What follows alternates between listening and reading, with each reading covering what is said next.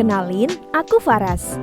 Semester ini, aku mengikuti magang di perusahaan Dava yang bergerak di bidang jasa reparasi TV. Aku diberikan beberapa dokumen keuangan oleh atasanku. Setelah aku memahaminya, aku menemukan ada sesuatu yang tidak beres. Ternyata adanya transaksi yang sudah terjadi, namun belum tercatat informasinya. Dan transaksi yang sudah terjadi serta sudah dicatat, tetapi masih memerlukan penyesuaian saldo perkiraan. Sepertinya aku membutuhkan sesuatu, tapi apa ya? Ternyata aku membutuhkan jurnal penyesuaian. Jurnal penyesuaian ini disusun untuk mengetahui saldo sesungguhnya pada akhir dari sebuah periode. Maka dari itu, jurnal ini disusun pada penghujung periode itu juga. Seperti yang sedang aku lakukan ini nih, menyusun jurnal penyesuaian periode Desember tahun 2021. Tepatnya, dibuat sebelum menyusun worksheet ya, atau kertas kerja. Dan setelah menentukan hasil neraca saldo. Bisa dibilang, jurnal penyesuaian ini digunakan dalam rangka untuk menetapkan saldo akhir yang umumnya dimasukkan di catatan buku besar nanti. Sekarang, yuk bantu aku untuk membuat jurnal penyesuaian dengan langkah-langkah berikut ini. Langkah yang pertama, kita harus melihat akun yang muncul dalam neraca saldo. Nah, lalu kita tentukan nominal yang menjadi beban atau pendapatan pada periode tersebut. Setelah itu, kita menentukan akun yang muncul berkaitan dengan data penyesuaian tersebut. Dan langkah yang terakhir nih, kita bisa mulai menyusun ayat jurnal penyesuaiannya. Ternyata dalam pencatatan ayat jurnal penyesuaian ini, ada dua pendekatan yang digunakan loh. Pencatatan yang dilakukan sejak transaksi itu muncul menggunakan akun-akun yang sesungguhnya, harta atau utang. Di sini menggunakan pendekatan neraca ya. Nah, kalau pendekatan rugi atau laba nih, pencatatan yang dilakukan sejak transaksi itu muncul yang menggunakan akun-akun nominal, yakni pendapatan atau beban. Sekarang aku coba tunjukkan kepadamu bagaimana sih penyusunan jurnal untuk akun-akun yang diperlukan. Nah, ini dia. Berikut penyesuaian akun beban dibayar di muka pada pendekatan neraca. Pada neraca saldo, muncul akun beban dibayar di muka. Adapun jurnal yang dibuat seperti ini.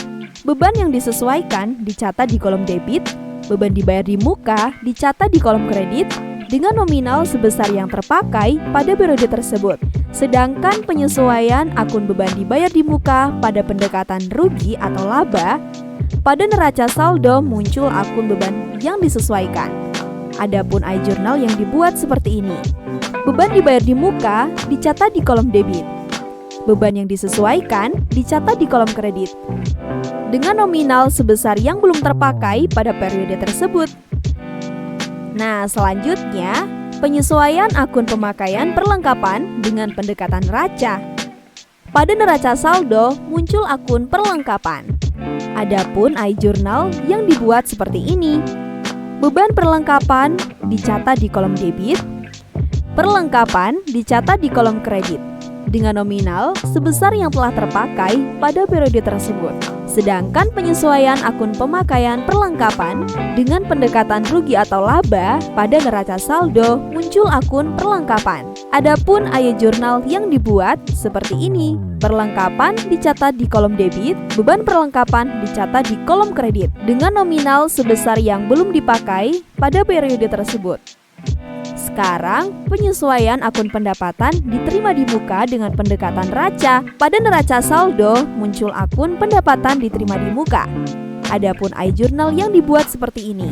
Pendapatan diterima di muka dicatat di kolom debit. Pendapatan jasa dicatat di kolom kredit dengan nominal sebesar pendapatan jasa yang menjadi hak pada periode tersebut. Nah, sedangkan penyesuaian akun pendapatan diterima di muka dengan pendekatan rugi atau laba. Pada neraca saldo muncul akun pendapatan diterima di muka. Adapun iJournal yang dibuat seperti ini. Pendapatan diterima di muka dicatat di kolom debit. Pendapatan jasa dicatat di kolom kredit dengan nominal sebesar pendapatan jasa yang menjadi hak pada periode tersebut. Ini penyesuaian penyesuaian akun penyusutan atau depresiasi aktiva tidak lancar dengan pendekatan neraca. Ayat jurnal yang dibuat seperti ini. Beban penyusutan yang disesuaikan dicatat di kolom debit. Akumulasi penyusutan dicatat di kolom kredit dengan nominal sebesar nominal penyusutan pada periode yang bersangkutan. Sedangkan penyesuaian akun penyusutan atau depresiasi aktiva tidak lancar dengan pendekatan rugi laba. Ayat jurnal yang dibuat seperti ini. Beban penyusutan yang disesuaikan dicatat di kolom debit. Akumulasi penyusutan dicatat di kolom kredit dengan nominal sebesar nominal penyusutan pada periode yang bersangkutan. Berikut ini penyesuaian akun beban yang masih harus dibayar dengan pendekatan neraca. Ayat jurnal yang dibuat seperti ini. Beban yang disesuaikan dicatat di kolom debit. Utang beban dicatat di kolom kredit dengan nominal sebesar yang belum dibayar pada periode tersebut. Sedangkan penyesuaian akun beban yang masih harus dibayar dengan pendekatan rugi atau laba. Ayat jurnal yang dibuat seperti ini. Beban yang disesuaikan dicatat di kolom debit. Utang beban dicatat di kolom kredit dengan nominal sebesar yang belum dibayar pada periode tersebut. Selanjutnya, penyesuaian akun pendapatan yang masih akan diterima dengan pendekatan neraca. Ayat jurnal yang dibuat seperti ini. Piutang pendapatan dicatat di kolom debit. Pendapatan jasa dicatat di kolom kredit dengan nominal sebesar yang menjadi pendapatan atau penghasilan pada periode tersebut. Sedangkan penyesuaian akun pendapatan yang masih akan diterima dengan pendekatan rugi atau laba. Ayat jurnal yang dibuat seperti ini. Piutang pendapatan dicatat di kolom debit. Pendapatan jasa dicatat di kolom kredit dengan nominal sebesar yang belum diterima. Nah, khusus untuk akun piutang tak tertagih, penyesuaian menggunakan metode langsung dan tidak langsung. Berikut ini penyesuaian akun piutang tak tertagih dengan metode langsung. Ayat jurnal yang dibuat seperti ini. Kerugian piutang dicatat di kolom debit. Piutang dagang dicatat di kolom kredit dengan nominal yang dicatat sebesar piutang yang tidak dapat ditagih. Sedangkan penyesuaian akun piutang tak tertagih dengan metode tidak langsung, ayat jurnal yang dibuat seperti ini. Kerugian piutang dicatat di kolom debit. Cadangan kerugian piutang dicatat di kolom kredit dengan nominal yang dicatat sebesar selisih antara cadangan kerugian piutang yang ada di dalam neraca saldo dengan piutang tak tertagih pada periode berjalan. Aku diberikan sebagian data neraca saldo perusahaan dalam periode Desember tahun 2021. Kita coba pahami bersama ya. Lalu ini dia catatannya untuk data penyesuaian per 31 Desember tahun 2021. Pertama, kita lihat pada neraca saldo akun nomor 114 cadangan kerugian piutang sebesar 7 juta. Lalu kita cek pada data penyesuaian nomor 1, taksiran kerugian piutang sebesar 5% dari saldo piutang. Sehingga kita buat penyesuaiannya untuk taksiran kerugian piutang sebesar 5% dari saldo piutang. Saldo piutang bisa dilihat pada neraca saldo nomor akun 113 sebesar 200 juta. 5% dikali 200 juta sama dengan 10 juta. Lalu dikurangkan dengan cadangan kerugian piutang yang sudah ada yakni 7 juta. Jadi hasilnya 3 juta. Untuk penyusunan ayat jurnal penyesuaiannya seperti ini. Kerugian piutang sebesar 3 juta dicatat di kolom debit dan cadangan kerugian piutang sebesar 3 juta dicatat di kolom kredit. Kedua, lihat pada nomor akun 118 terdapat akun sewa dibayar di muka dengan nominal 3 juta berada di kolom debit. Sekarang kita cek pada data penyesuaiannya yuk. Nomor 3, yakni sewa dibayar di muka sebesar 36 juta untuk masa 1 tahun dan dimulai bulan Oktober tahun 2021. Lanjut kita buat penyesuaiannya. Sebesar 36 juta untuk 1 tahun. Sehingga kita hitung untuk 1 bulannya dengan cara 36 juta dibagi 12 bulan. Mendapatkan hasil sebesar 3 juta. Jadi sewa dibayar di muka untuk 1 bulannya sebesar 3 juta. Sewa dimulai bulan Oktober tahun 2021 sampai bulan Desember tahun 2021. Didapatkan 3 bulan untuk sewa sehingga kita hitung 3 bulan dikali 3 juta. Mendapatkan hasil 9 juta. Lanjut kita susun ayat jurnal penyesuaiannya untuk akun sewa dibayar di muka dengan pendekatan neraca. Beban sewa sebesar 9 juta dicatat di kolom debit. Sewa dibayar di muka sebesar 9 juta dicatat di kolom kredit.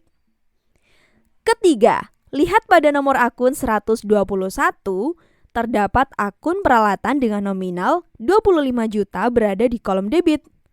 Sekarang kita cek pada data penyesuaiannya nomor 6, yakni untuk bulan Desember peralatan disusutkan menjadi 250.000. Lanjut kita buat penyesuaiannya.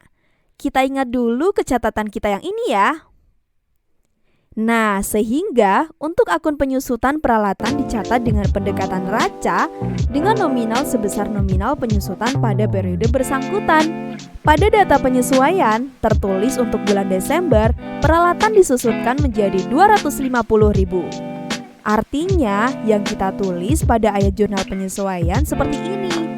Beban penyusutan peralatan sebesar 250 juta dicatat di kolom debit. Akumulasi penyusutan peralatan sebesar 250 juta dicatat di kolom kredit. Keempat, lihat pada nomor akun 411, terdapat akun pendapatan jasa reparasi dengan nominal 15 juta berada di kolom kredit. Sekarang kita cek pada data penyesuaian nomor 4, yakni pendapatan jasa reparasi senilai 15 juta untuk reparasi TV sebanyak 5 buah. Dan sampai pada tanggal 31 Desember tahun 2021 baru terselesaikan 3 buah TV. Lanjut kita buat penyesuaiannya.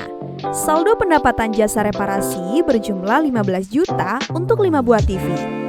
Untuk satu TV-nya 3 juta.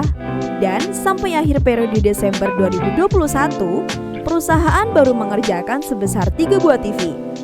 Atau sebesar 3 buah dikali 3 juta sama dengan 9 juta. Sebanyak 2 buah TV belum dikerjakan, sehingga jumlah pendapatan yang belum menjadi pendapatan adalah 6 juta. Karena layanan jasa reparasi TV belum dikerjakan. Jadi kita menggunakan pendekatan rugi atau laba, yakni dengan cara kurangkan akun pendapatan jasa reparasi TV sebesar 6 juta dan dicatat di sisi debit. Kemudian catatlah ke dalam akun pendapatan diterima di muka sebesar 6 juta di sisi kredit karena dianggap sebagai utang. Kelima, kita lihat akun nomor 511, yakni akun beban gaji dengan saldo 5 juta dicatat di sisi debit. Kita cek pada data penyesuaiannya nomor 5, tertulis bahwa gaji bulan Desember sebesar 1.500.000 baru akan dibayar bulan Januari tahun 2022. Artinya, perusahaan masih harus membayar beban gaji sebesar 1.500.000. Sehingga kita menggunakan penyesuaian akun beban yang masih harus dibayar, yakni akun beban gaji sebesar 1.500.000 dicatat di kolom debit dan akun beban hutang gaji sebesar 1.500.000 dicatat di kolom kredit. Keenam, lihat pada akun nomor 515, beban perlengkapan toko sebesar 1.500.000 dicatat di kolom debit. Lalu kita cek pada data penyesuaian yang cocok ada di nomor 2, yakni persediaan perlengkapan sebesar 250.000. Artinya perlengkapan toko yang belum terpakai pada periode Desember 2021 sebesar 250.000. Untuk penyesuaian ayat jurnal yang dibuat menggunakan akun pemakaian perlengkapan dengan pendekatan rugi laba. Sehingga untuk pencatatannya, perlengkapan toko sebesar 250.000 dicatat di kolom debit dan beban perlengkapan toko sebesar 250.000 dicatat di kolom kredit. Ketujuh, pada data penyesuaian nomor 7, yakni pendapatan komisi sebesar 2 juta akan diterima pada tanggal 7 Januari 2022. Artinya, terdapat pendapatan yang sudah menjadi hak perusahaan namun masih belum diterima, di mana hak ini kemudian dicatat sebagai pendapatan periode terkait. Dengan demikian, maka akan membuat pendapatan komisi bertambah, yakni 2 juta dicatat sebagai pendapatan komisi yang masih akan diterima di kolom debit. Dan pendapatan jasa komisi dicatat sebesar 2 juta di kolom kredit. Nah, ini dia jurnal penyesuaian yang sudah kita kerjakan tadi. Gimana? Sekarang sudah paham kan bagaimana membuat jurnal penyesuaian itu? Semoga bermanfaat ya. Sampai jumpa.